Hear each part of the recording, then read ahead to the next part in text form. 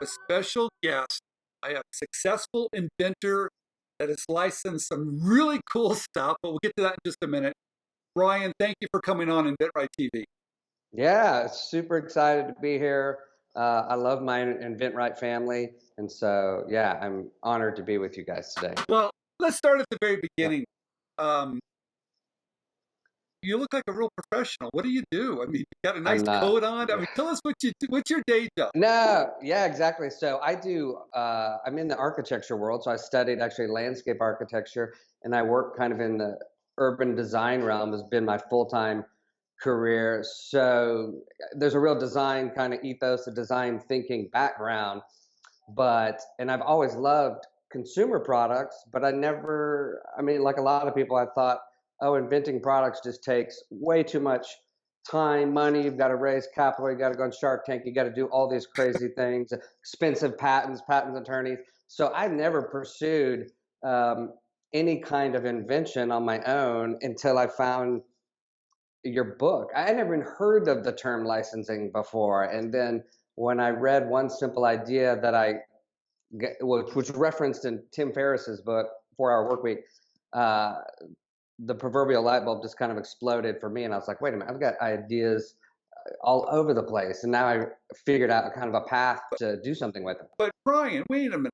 Yeah. But professionally, you're a landscape designer. How do you go from that to Yeah. products?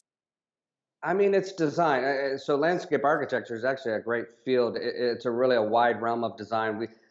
Everything from city planning down to what you might typically think of as a garden or something. So I think that broad range of design thinking is critical to me. Just when I think about a product now, it's the same kind of design thinking that I'm addressing a bridge design or any Okay, kind of so product. Yeah. all right, so you're doing everything from hardscape buildings. You're doing the whole 9 yards. Okay, Yeah, absolutely. okay.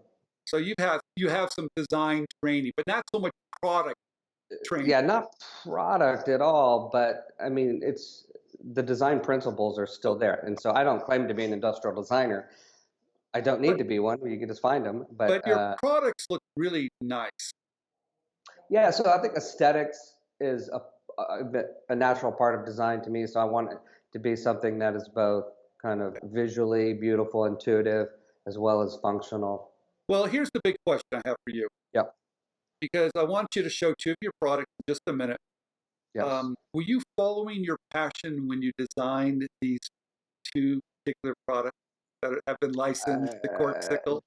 Yeah, not necessarily. So it was born out of a conversation with my friends that started the brand Corksicle, and it was a conversation of, oh well, come up with some products. They knew I was a designer, did architecture, like, well, come up with some new product ideas for us. And so I wasn't already a whiskey connoisseur, but so I just designed around a brand. So here's what they have currently. How can I extend off their existing product line? Which I think is a great strategy if you can build a relationship with a company and say, okay, what's kind of the next adjacent product line for them? I think that's really smart. In fact, it seems like a lot of creative people will come up with a problem that they particularly have, come up with the Yeah. solution, and then they try to force it in to a product line. I like the approach you're taking. Yeah, and I've done that too. Like I've found problems and then gone and sought the companies Okay. in that space. Um, but I think, yeah, if you've got an already have a relationship with someone and they have an open ear to you, and you can kind of help iterate for them, I think that's another great strategy in your kind of So, kit of parts. So okay, so you looked at their product line and they were missing something. Show us what you created, first one for them. yeah, so the first product, essentially, they'd have beer and wine products, and so the natural kind of, okay, what can we do? Can we do something interesting, clever in the spirits realm? And so it really was taking. This is called the whiskey wedge. It's simply a special glass we designed.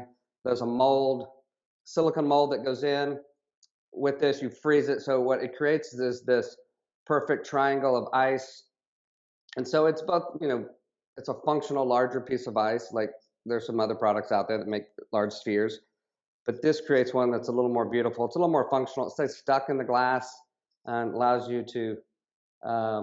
It's a different experience, and people just they like the way it looks, they like the name, and it's It's a, been a great product for them.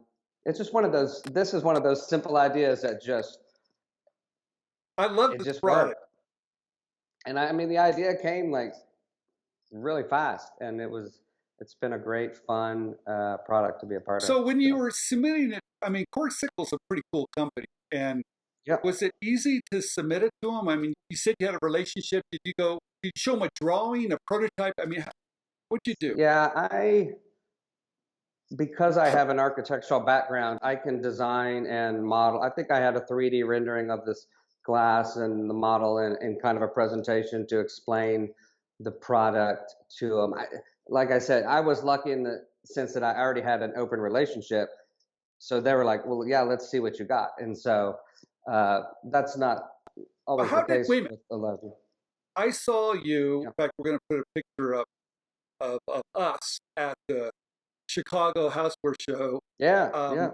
is that where you met them, or did you know them even before the trade I knew him before the trade show, just through some friendships, some mutual friends, show? to be quite honest, and was just having a conversation around their brand. So they invented this product, the Corksicle, which was brilliant.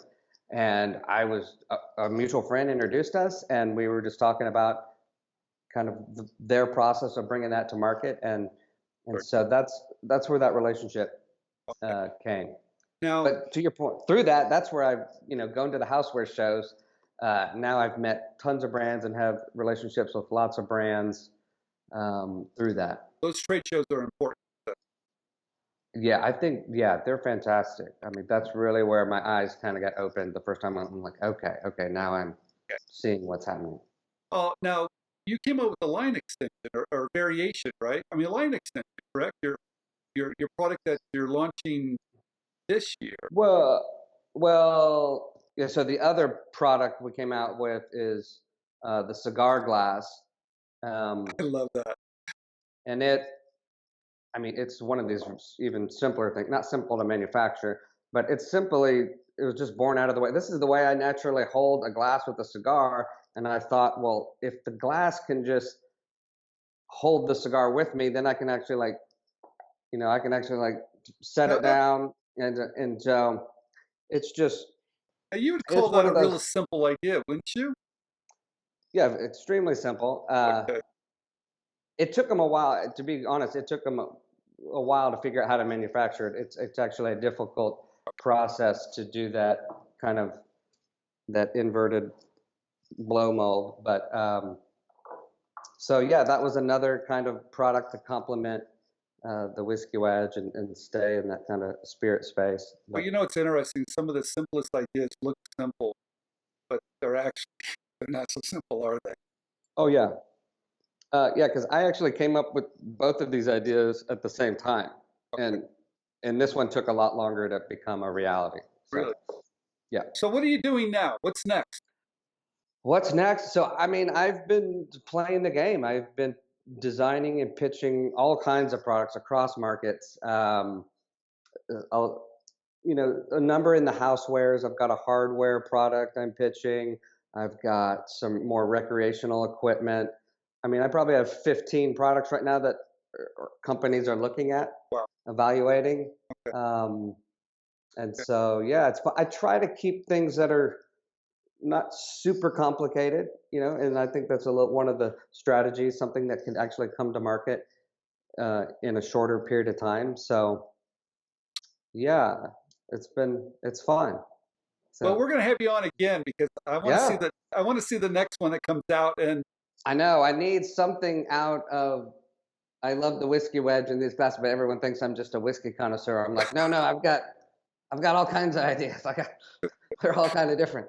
So but yeah, it's been super fun, and everybody at InventRight are like family and have been huge, just resources, incredible advice, and just cheering each other on in a community that you can kind of trust. Because there's some shady characters, I think, in the inventor world, and InventRight is where I always send people. I think they're just top notch, and will have a lot of professional integrity. So. Well, thank you for saying that. Brian, thank you for coming on, Yeah.